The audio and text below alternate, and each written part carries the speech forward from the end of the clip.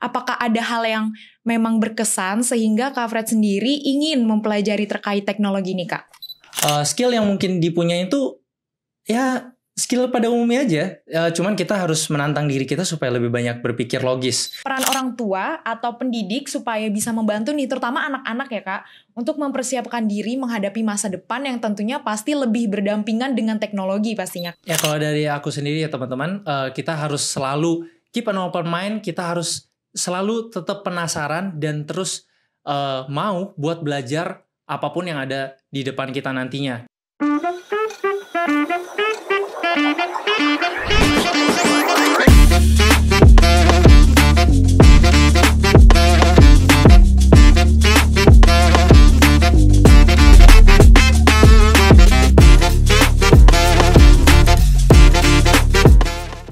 Welcome to Algorithmics Podcast. Podcast kali ini bersama aku Mentari. Dan hari ini kita akan kedatangan tamu yang sangat spesial karena hari ini kita akan membahas topik yang sangat menarik, yaitu terkait teknologi dan juga coding. Nah, penasaran? Hari ini kita kedatangan tamu yaitu ada Kak Alfred atau kita sering sapa yaitu Kak Fred. Halo Kak Fred. Halo. Oke, nah sebelum kita membahas terkait teknologi, mungkin kita bisa kenalan dulu ya. Jadi Kak Fred ini adalah influencer yang fokusnya yaitu mengedukasi tentang teknologi dan juga coding. Nah, mungkin dari Kak Fred sendiri bisa kenalan dulu nih ya. Ya, boleh. Jadi halo teman-teman, nama aku Alfred. Mungkin kalian lebih taunya sebagai Code with Fred, itu akun IG aku. So, I'm a content creator dan juga full stack engineer, software engineer, itu pekerjaan sehari-hari. Dan ya, I like to share about coding, suka sharing coding dan hal-hal yang berbau teknologi di Instagram dan platform-platform lainnya. Oke, cukup menarik ya. Kayaknya Kak Fred ini udah cukup berpengalaman ya dalam bidang teknologi. Nah, untuk Kak Fred sendiri, apakah sebelum menyukai tentang teknologi nih khususnya Kak Fred, apakah ada ketertarikan sebelum ada ketertarikan tersebut, apakah ada hal yang memang berkesan sehingga Kak Fred sendiri ingin mempelajari terkait teknologi nih Kak? Nah, ya mungkin sebelum aku dulunya pilih IT dan teknologi ini, aku tuh tertarik banget sama melihat teknologi. Aku tertarik banget, kenapa perkembangan teknologi tuh cepet banget. Jadi I like to deep dive, I like to dive deep. Jadi pengen tahu aja di belakangnya itu ada apa aja. Jadi that's why aku pilih buat mendalami teknologi gitu. Jadi mendalami IT. Oke, berarti dari rasa penasaran Kak Fred sendiri terkait perkembangan teknologi ya Kak Fred ya. Apalagi kan zaman sekarang kita bisa tahu ya kayak teknologi itu udah berdampingan ya hidupnya dengan keseharian kita. Pasti, nggak mungkin orang bisa ini ya hidup tanpa smartphone lagi, bener. Udah nggak bisa tanpa laptop lagi kayaknya sekarang udah pasti kemana-mana kayak gitu sih. Iya benar. Nah teman-teman, di masa depan teknologi akan terus berkembang. Contohnya adalah AI, karena zaman sekarang udah banyak nih kehidupan yang berdampingan dengan peran teknologi. Oleh karena itu, beberapa tahun mendatang juga pastinya kehidupan lebih didominasi dengan peran teknologi. Jadi teman-teman harus menyiapkan nih soft skill, hard skill yang bisa dikuasai untuk menyiapkan kehidupan di masa mendatang. Oleh karena itu, untuk ngebantu teman-teman dalam belajar pemrograman, kalian gak usah khawatir karena Algorithmics punya solusinya. Karena Algorithmics sendiri ada free trial class tentang pemrograman. Gak perlu khawatir karena benefitnya gak cuma tentang ilmu nih, tapi teman-teman juga bisa mendapatkan sertifikat. Buat teman-teman yang tertarik, bisa langsung klik link di deskripsi karena teman-teman bisa langsung mengikuti free trial class dari Algorithmics. Nah, kita lanjut nih tentang tren dan perkembangan ya Kak. Kan kita tuh udah familiar banget nih sama AI ya. Sekarang kayaknya lagi booming banget tentang AI. Ada ChatGPT, lalu ada Bard, Siri, Alexa. Nah, menurut Kak Fred sendiri dari perspektif Kak Fred nih, apakah perkembangan ini adalah suatu perkembangan yang baik atau dari Kak Fred sendiri ada perspektif lain nih terkait perkembangan yang saat ini sedang booming gitu? Kalau dari aku pribadi, ini perkembangan yang sangat bagus ya. Menurut aku AI itu keren banget sih. Soalnya dari yang sebelumnya nggak ada teknologi AI ini, sekarang semuanya kita cari, kita tinggal tanya ke AI aja udah dapet jawabannya. Dan ini menurut aku sih mind blowing banget teknologinya. Dan pastinya kalau menurut aku ini adalah perkembangan yang bagus dan positif juga buat kita. Jadi mempermudah banget sih apapun. Nah, kira-kira ya Kak, karena itu kan sangat mempermudah ya Kak. Tapi menurut Kak Fred sendiri, apakah dengan mempermudah tersebut kita jadi mungkin malas berpikir atau gimana nih Kak Fred? Apakah itu termasuk perkembangan yang baik ketika kita jadi seperti menyepelekan ya intinya gitu. Nah itu menurut Kak Fred sendiri gimana sih kalau dari pandangan Kak Fred? Kalau malas berpikir itu tergantung penggunaan sih. Seperti dalam halnya perkembangan pastinya ada prosnya, ada consnya. Jadi udah pasti ada negatifnya juga. Tergantung cara kita pakainya.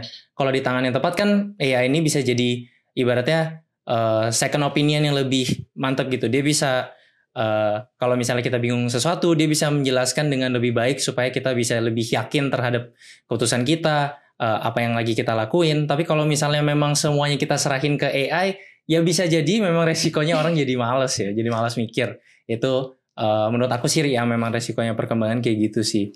Bener. Nah dari yang aku baca nih Kak, ada salah satu laman berita yang menyebutkan bahwa nantinya ada beberapa pekerjaan yang bisa aktivitasnya ini digantikan oleh AI. Nah menurut Kak Fred sendiri, apakah hal tersebut bisa dihindari atau memang hal tersebut ini bisa menjadi suatu dampak positif nih Kak? Menurut aku pribadi, kalau di tahap digantikan sepenuhnya oleh AI itu mungkin masih lama ya. Sekarang soalnya AI aja menurut aku datanya itu aja masih kurang. Jadi mungkin masih dalam proses buat collecting data. Banyak yang kayak gitu. Jadi untuk di tahap akan digantikan sama AI mungkin. Tapi mungkin bisa 10-20 masih lebih lama lagi. Tahun ya maksudnya. 10-20 tahun. Jadi memang mungkin bisa digantikan tapi masih lama. Apakah itu bagus atau enggak? Tergantung. Untuk business owner mungkin jatuhnya jadinya lebih bagus buat mereka, soalnya untuk ngelakuin hal yang berulang-ulang dan mungkin butuh kurang effort di berpikir. Jadi kayak hal-hal yang dilakukan berulang-ulang dan simple dapat langsung digantikan sama AI gitu, maksudnya gitu. Tapi kan itu mungkin bakal butuh waktu lebih lama supaya nggak robotnya lagi kerja misalnya, terus tiba-tiba error kan jadinya rusak semuanya gitu. Intinya step by step lah ya Kak ya. Benar. Nah AI ini kan dominannya digunakan oleh generasi muda ya Kak. Nah menurut aku nih dari pandangan aku sendiri, nggak cuma AI-nya aja nih, dari teknologi kan udah mumpuni ya dengan adanya AI, tapi kita sebagai penggunanya, generasi muda, kira-kira apa sih yang perlu kita siapin sih Kak? Kayak skill kita tuh apa nih? Yang jadi tuh nggak cuma teknologinya aja yang bagus, tapi juga dari penggunanya juga punya skill yang mumpuni nih untuk menggunakan teknologi-teknologi tersebut. Kalau dari aku pribadi, skill yang mungkin dipunyai itu ya skill pada umumnya aja. Cuman kita harus menantang diri kita supaya lebih banyak berpikir logis. Itu aja sih. Soalnya ibaratnya ada mungkin perkembangan baru, ada fitur baru, ada apa, kita harus berani mencoba. Kita juga harus bisa pikir, wah ini kira-kira fitur bagusnya dipakai buat apa, atau misalnya gimana sih kurang lebih cara pakainya yang baik. Kalau misalnya kita bisa bilang di zaman AI ini, itu mungkin salah satu skill yang gak tahu jatuhnya hard skill, soft skill yang lumayan bagus itu namanya prompting. Jadi kita harus tahu nih gimana, misalnya AI ini kan bisa bantu kita. Bisa aja bantu kita ngerjain ini, itu, dan segala macam. Nah, kita harus tahu gimana cara pakai AI yang bagus dan benar nih. Jadi nggak cuma sembarangan kita masukin aja, oh aku lagi bingung ini. Tapi kita masukin kayak prompt yang benar. Dan itu menurut aku skill yang lagi banyak juga dibutuhin dan harus dikembangin sih di zaman sekarang. Jadi kita pakai AI-nya juga. Jadi jangan takut. Kita pikir kritis juga nih. Gimana cara pakai AI buat ngebantu kita sendiri supaya kita bisa ngelakuin hal-hal yang lebih keren lagi. Oke, menarik banget ya Kak. Nah dari penjelasan Kak Fred sendiri bisa kita simpulkan bahwa di mana penggunaan AI sendiri dapat berdampak positif apabila para generasi muda ini bisa menggunakannya secara bijak. Nah selanjutnya kita akan membahas terkait skill dasar. Nah kira-kira apa aja sih Kak skill yang harus diperlukan nih? Kalau tadi membahas tentang AI, kalau sekarang secara general ke dunia pemrograman nih Kak. Kan kalau misalnya kita tahu mungkin kalau yang mau tentang pemrograman gitu, kita mau belajar, mindset orang-orang tuh sekarang kayak gue harus belajar IT dulu nih gitu. Tapi sedangkan orang-orang yang aku temui, beberapa orang bahkan dia bisa belajar secara otodidak Kak malah. Nah itu menurut Kak Fred sendiri, skill apa sih yang harus kita punya nih sebelum kita belajar tentang pemrograman? Iya, definitely aku juga banyak banget sering dengar entah itu dari DM, dari sekitaran aku yang mungkin bukan dari ranah IT, itu banyak banget yang bilang kalau mau jadi programmer itu lu harus jago matematika. Itu udah paling sih. Iya. Jago matematika itu udah langsung harus jago matematika, harus pinter banget, mungkin IQ-nya tinggi atau segala macam. Nah, menurut aku itu semua gak harus. Yang harus itu cuma satu, yaitu bisa menantang diri kita buat berpikir logis dan bisa solve problem atau suka dalam solve problem. Soalnya kadang ada orang yang pengennya cuma terima beres aja. Dan yang kalau kayak gitu, mungkin aku nggak saranin sih buat deep dive ke ranah IT. Soalnya menurut aku IT itu adalah bidang yang memang logika sekali. Jadi cukup dengan kita bisa berpikir logis, kita bisa selesaiin masalah sehari-hari aja, itu udah bisa banget buat coba belajar pemrograman sendiri. Soalnya pemrograman itu lebih simple daripada yang dikira orang. Dan matematikanya pun nggak perlu dalam-dalam banget, gak harus yang kayak bener-bener jurusan matematika gitu.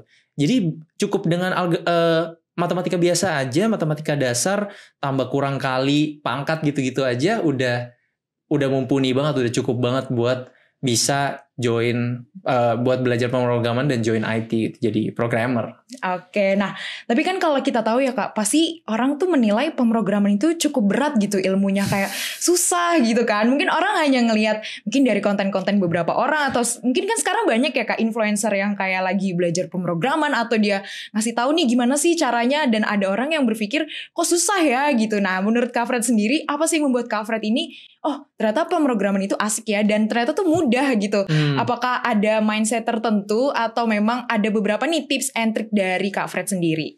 Kalau dari aku pribadi, kita tuh harus ngelihat satu hal bukan dari sisi kita punya kecenderungan buat ngelihat hal tuh langsung dari negatif ya. Kalau misalnya kita udah baru kita belajar nih, terus ketemu satu kesulitan, biasanya orang cenderung langsung udah langsung panas, langsung nyerah.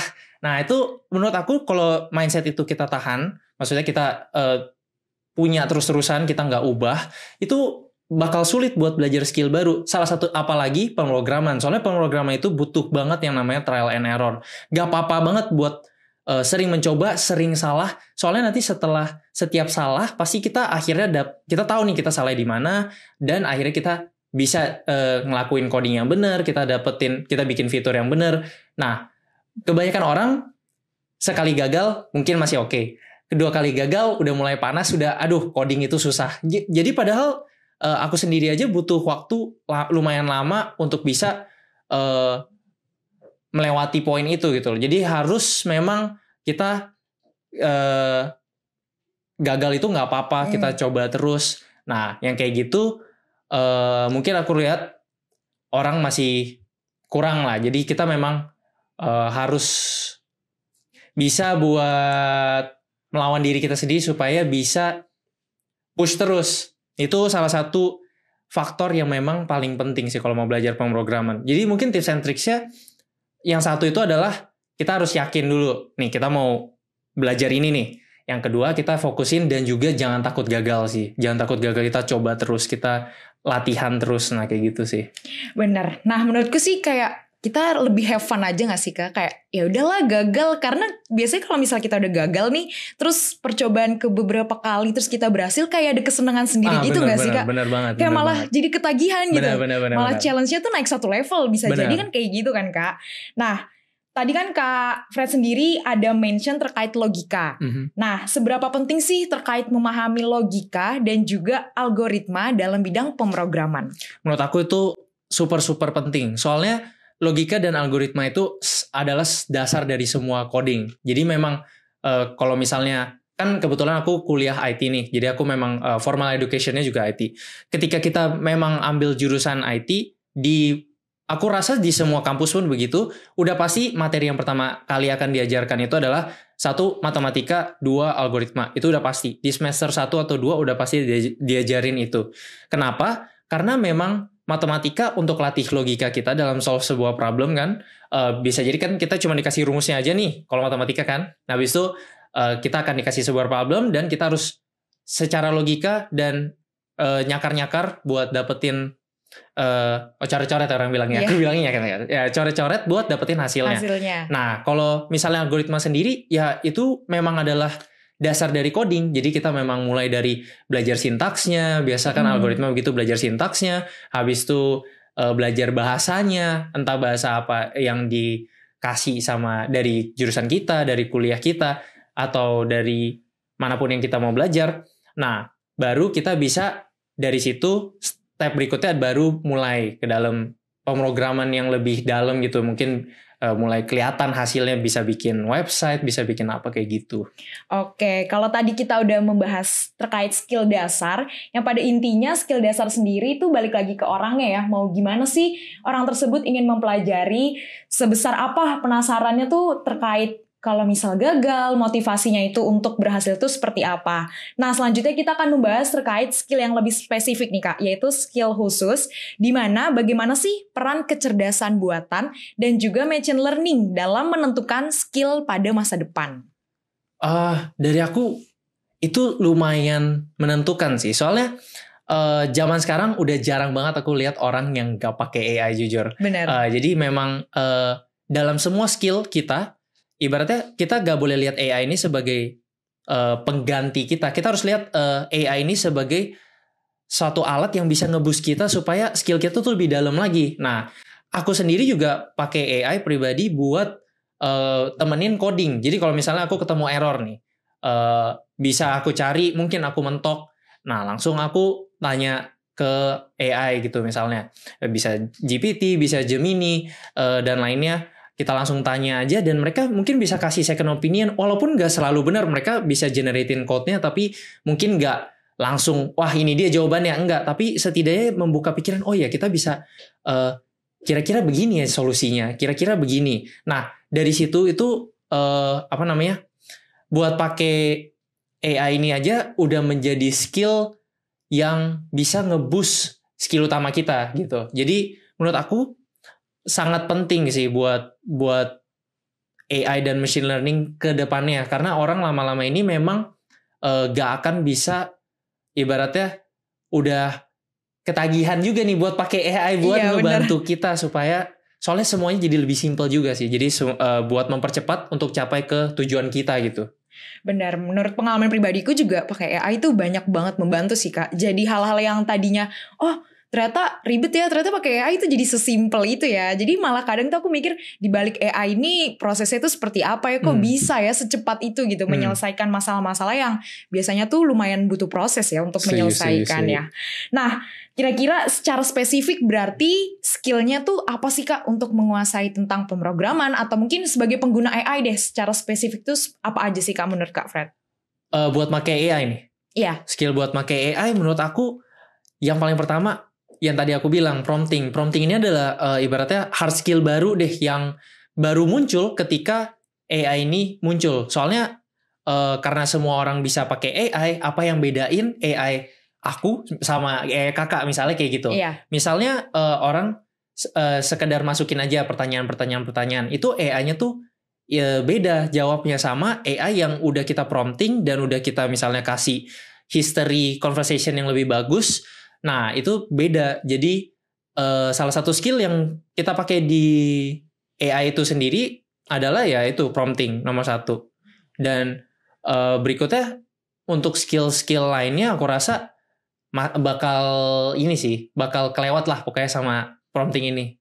Nah, kalau tadi kita udah bahas terkait AI, sekarang kita balik lagi nih Kak tentang programmer. Kalau misalnya di masyarakat itu stigmanya programmer itu harus anak-anak yang pinter gitu. Nah, dari Kak Fred sendiri, dari teman-teman Kak Fred atau misal dari lingkungan sekitar Kak Fred deh, apakah programmer itu memang anak-anak yang pintar atau ada nih tipe orang yang pinter karena dia tekun untuk belajar? Nah, menurut Kak Fred sendiri gimana? Nah, itu benar banget ya teman-teman. Jadi di lingkungan aku, teman-teman aku, bahkan teman kerja aku banyak banget juga yang suka ditanyain kayak gitu. Orang tuh nganggapnya, wah kamu programmer ya?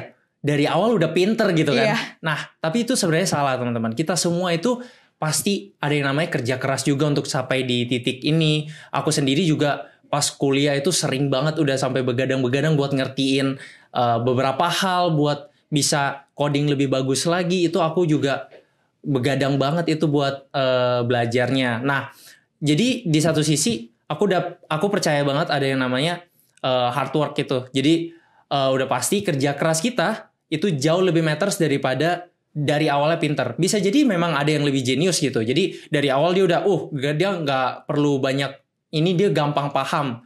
Dia udah pinter lah ibaratnya dari awalnya. Itu bisa aja. Tapi kalau misalnya dia nggak asah skillnya, kalau dia malas-malasan juga, ya bakal ujung-ujungnya bakal dikalahin sama orang yang memang tekun buat belajar terus hal-hal yang baru. Selalu setiap hari belajar hal yang baru, kita baca terus, kita upgrade skill kita setiap hari. Dan itu penting banget sih buat jadi programmer untuk lebih tekun dibandingkan kita bandingin kepintaran kita sama orang lain. Better lebih tekun ke diri sendiri aja gitu. Bener sih Kak. Aku juga ada temen sih Kak, dia kayak bukan yang basicnya tuh suka IT gitu.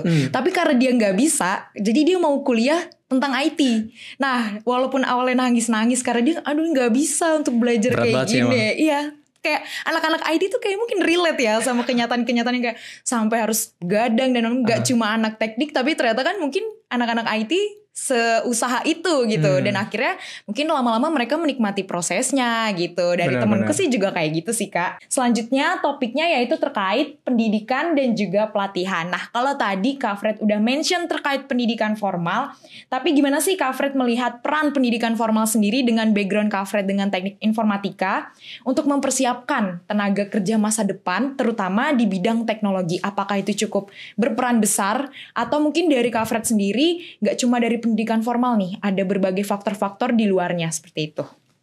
Kalau dari aku pribadi, aku ngerasa pendidikan formal itu lebih ke dia udah menuntunkan step by stepnya. Nah, tapi kalau kita bergantung full dari pendidikan formal, menurut aku tetap gak akan bisa. Soalnya buat edukasi dari pendidikan formal itu sendiri, kurikulumnya itu kebanyakan memang sudah lama ya, jadi gak up to date nih. Nah, kalau kita mau pakai teknologi yang diajarin mungkin pas aku kuliah, di pekerjaan aku sekarang udah pasti ketinggalan nih. Iya, udah gak relate. Iya, udah gak relate lagi. Diajarinnya A, tapi sekarang udah misalnya A+ gitu. Jadi definitely gak bisa dari pendidikan formal doang. Kita juga harus ambil sumber-sumber lain yang bisa ningkatin skill kita.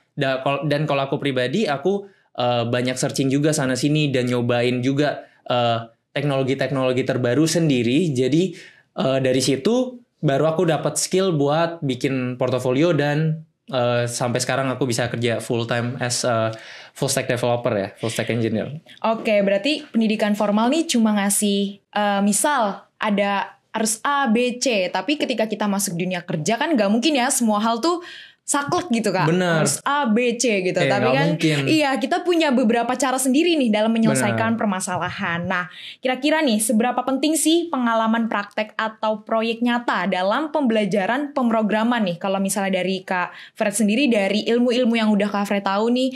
Nah, itu untuk praktek sendiri apakah itu berpengaruh besar? Kan mungkin di sini ada materi dan juga ada praktek. Ya mungkin kita ketahui mungkin secara motorik lebih berpengaruh praktek. Nah dari Kak Fred sendiri, dari perspektif Kak Fred itu seperti apa untuk praktek sendiri?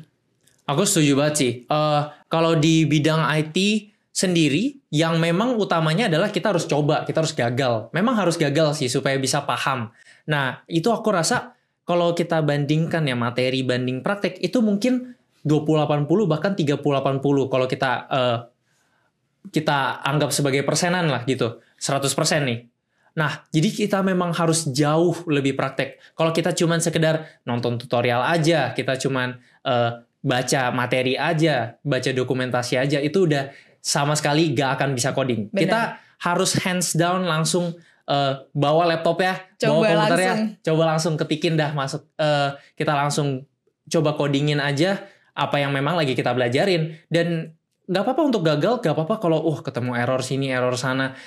kita bisa tanya orang, kita bisa tanya AI sekarang kan. Iya. Nah, jadi jauh better buat praktek, dan memang praktek itu yang nantinya jadi project kita juga bakal lebih berbobot kalau dimasukin ke dalam ya CV kita nantinya, ke portofolio kita juga bisa dimasukin sebagai engineer kan, sebagai programmer. Jadi orang nggak cuman programmer, portofolionya mana? Saya cuma nonton tutorial doang kan, nggak gitu ya. Jadi udah pasti kita harus ada bukti nyatanya nih. Benar. Jadi definitely matters banget. Jadi project aku bisa bilang mungkin 80% dari keseluruhan buat belajar IT itu sendiri. Bener, soalnya kalau cuma nonton kayak kita kalau nonton oh iya paham Ya, paham benar, gitu. benar. Kalau ditanya mungkin masih bisa jelasin, tapi ketika suruh praktekin ini perasaan kayaknya ada yang kelewat ya stepnya gitu. Ngeblank gitu. Iya bener, malah kadang hasilnya tuh agak beda gitu. Iya. Kayak lah kok kayak gini ya gitu kan. Belum yang di tutorial itu versi lebih lamanya lagi. Jadi Benar. sedangkan mungkin yang di tutorial yang diajarin di YouTube misalnya itu versi 1. Sedangkan sekarang udah versi 2. Kan udah pasti ada yang berbeda dan harus kita coba langsung gitu. Jadi memang praktek dan proyek ini lebih penting lah dibandingkan materi gitu aja. Kan pas kita nyoba juga mungkin kita malah nemuin hal baru gak sih Kak? Benar. Kayak nggak sepenuhnya sesuai tutorial nih. Tiba-tiba Betul. ketika kita nyoba kita tahu hal yang malah nggak ada di tutorial itu gitu. Nah terus dari Kak Fred sendiri nih, kalau aku perhatiin dari Instagramnya, terus Kak Fred sendiri kan nyantumin link tuh ya. Di situ ada yang aku lihat, aku baru aja nih coba dari ada join dari grup Telegramnya Kak Fred terkait sharing-sharing gitu kan. Nah dari Kak Fred sendiri ada gak sih rekomendasi platform yang mendukung kita untuk belajar terkait programming? Kalau misalnya platform yang sering aku pakai buat jadi patokan, apalagi buat self-taught programmer mungkin, buat orang-orang yang baru mau mulai programming, yang baru lulus mungkin belum tahu mau belajar programming di mana. Aku tuh suka banget saranin kalau platform itu saraninnya mungkin Roadmap itu sebuah website sih. Sebuah website Roadmap ini dipakai buat ibaratnya pengganti pendidikan formal kita tadi. Jadi dia tuh bantu nentuin dulu nih tuntunannya, kita harus mulai dari sini, kita harus belajar ini. Dikasih tahu nih step by stepnya mungkin untuk berbagai profesi. Jadi dia ada kasih misalnya kalau mau jadi profesi back end engineer, front end engineer, dan juga dikasih link-link belajarnya dari mana aja. Walaupun memang bentuknya memang balik lagi ke tutorial ya. Jadi dia nggak bisa mastiin nih kita beneran coding atau enggak, tapi dia sekedar kasih tuntunannya aja. Dan menurut aku itu platform yang keren banget sih buat kita sekedar tahu dan bisa tahu lah kurang lebih untuk jadi sebuah profesi ini di bidang IT kita butuh belajar apa aja kayak gitu.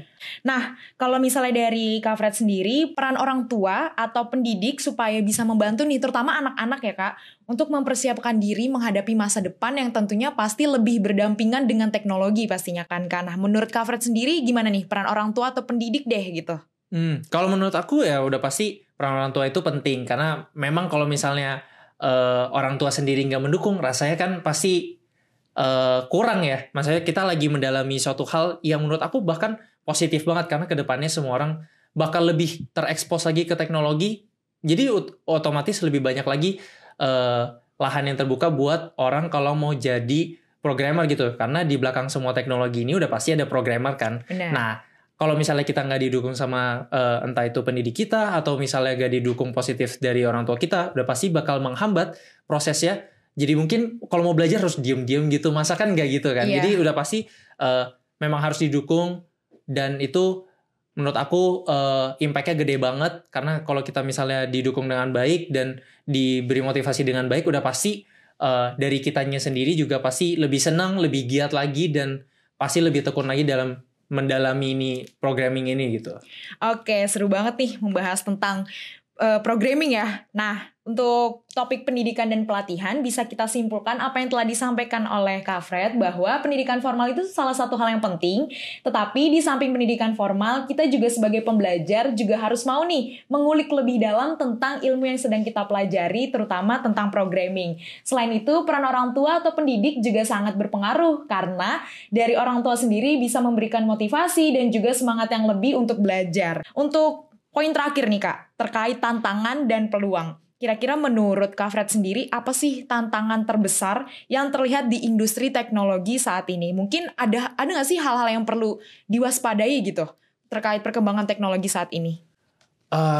Kalau dari aku pribadi sih gak melihat adanya tantangan yang gimana besar ya. Mungkin tantangan utama buat semuanya bahkan itu adalah tantangan ekonomi sendiri. Tapi kalau dari ranah IT-nya, mungkin aku rasa IT itu sedang lagi giat-giatnya di-push, apalagi karena ada AI ini, ada breakthrough ini loh. Jadi semua orang ini melek soal AI tiba-tiba, dari yang tadinya nggak tahu AI itu apa, dan cuma segelintir orang doang yang tahu istilah AI ini, sampai sekarang mau orang tua pun, mau anak kecil pun udah bisa ngomong AI. Itu menurut aku teknologi itu lagi kencang-kencangnya lah sekarang. Apalagi memang di-boost lagi dengan productivity AI ini bisa ngebantu semua orang buat di-push lagi. Jadinya menurut aku tantangan di bidang IT sendiri itu lagi kurang lah, lagi gak ada gitu. Cuman balik lagi, kalau kita ngomongin keseluruhan ya mungkin lebih ke tantangan ekonomi dunia lah dibandingkan IT itu sendiri, ranah IT itu sendiri gitu.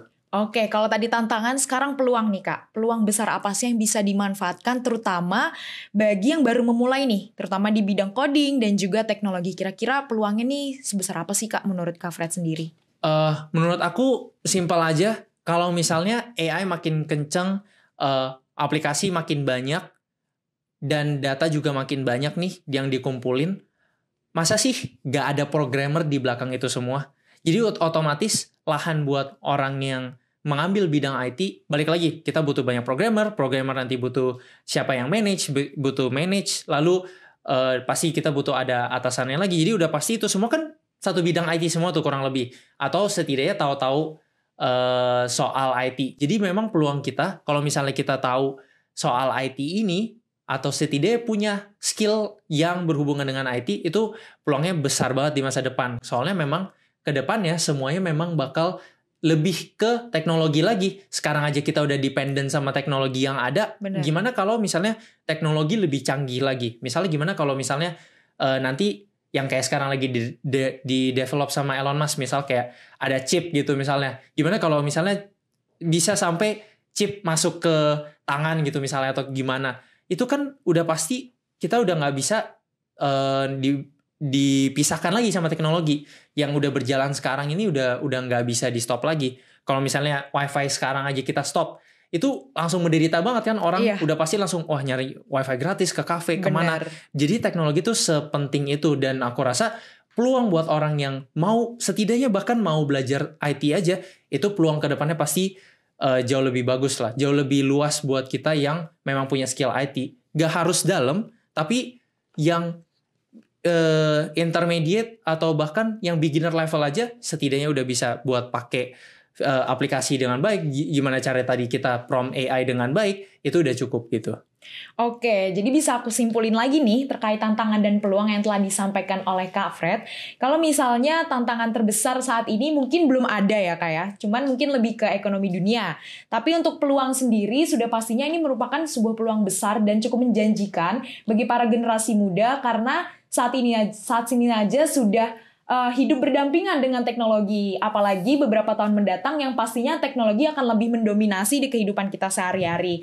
Nah, dari beberapa poin yang udah kita bahas nih Kak, cukup menarik dan sangat insightful. Nah, dari Kak Fred sendiri ada nggak sih mungkin pesan-pesan buat teman-teman yang baru memulai atau yang sedang mungkin ada struggle nih dalam mempelajari programming, dan terutama para generasi muda, gimana sih menyiapkan diri untuk menyiapkan masa depan nih? Ternyata hidup memang harus berdampingan dengan teknologi gitu. Nggak bisa nih harus stuck di tempat gini-gini aja gitu. Mungkin ada pesan-pesan dari Kak Fred? Ya kalau dari aku sendiri ya teman-teman, kita harus selalu keep an open mind, kita harus selalu tetap penasaran dan terus mau buat belajar apapun yang ada di depan kita nantinya. Dan udah pasti yang apapun ada di depan nanti itu udah ada hubungannya sama teknologi, itu udah gak mungkin enggak. Soalnya zaman sekarang aja kita semua udah pasti pakai AI, kita semua udah terpapar sama teknologi, udah gak bisa dipisahin lagi, apalagi di masa depan. Jadi otomatis kita harus terus belajar, terus tekun, terus juga mau menyerap apapun yang positif itu. Jangan,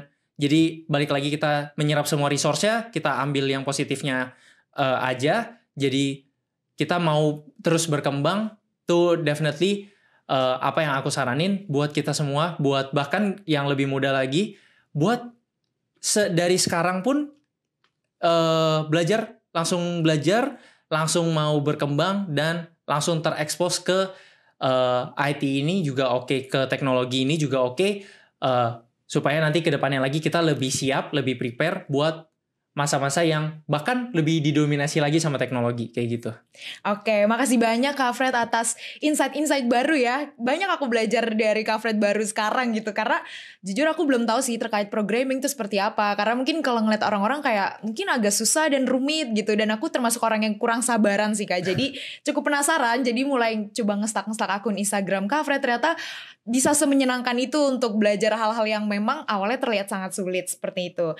Nah mungkin cukup sampai di sini nih Kak. Kayaknya sedih banget ya, kita masih banyak hal yang bisa kita pelajarin, bisa kita dapetin dari Kak Fred. Mungkin dari teman-teman bisa langsung ikutin akun Instagram Kak Fred ya, buat sama-sama belajar dari basic. Mungkin awal-awal lihat-lihat dulu aja gitu, nonton ternyata tertarik. Bener Ada kan, kok, aku Kak? ada bikin tutorial dari basicnya juga. Bener, nah mungkin bisa di stalk dulu kali ya Iya. akunnya Kak Fred. Terima kasih Kak Fred, mungkin sampai jumpa di podcast Algorithmic selanjutnya. See you!